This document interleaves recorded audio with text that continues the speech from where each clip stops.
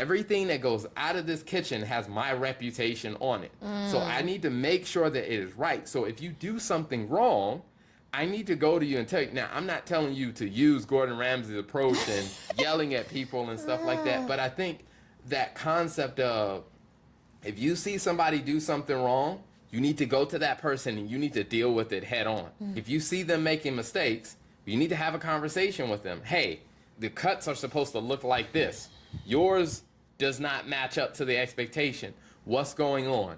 Is your knife too dull? Did I not give you the right tools? Did I not give you the right knife? Or did I not give you the right cutting board? And that's where you go back to the resources. Did I give you the right resources to actually live up to the expectation? And then, that's where it starts, yeah. Did I train you properly to live up to the expectations? And that goes back to what we were talking about earlier. Is if it's a training gap, then I need to train you. And then I've given you the resources, I've given you the training, and you still consistently underperform, you're not the right person for this job.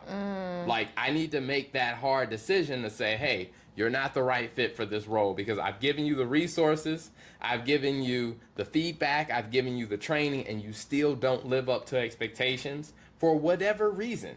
And you got to be able to have that conversation, say, hey, you don't need to be in this position anymore. Maybe there's something else, or maybe you need to just be at a different company that has a different system.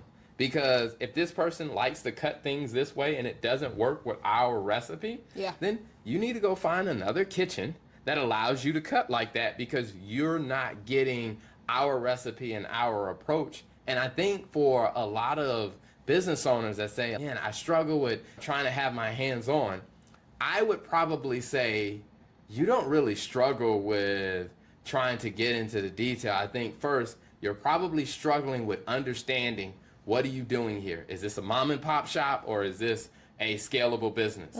If this is a scalable business, then let's make sure we understand that. The second thing is you probably struggle with setting the expectations.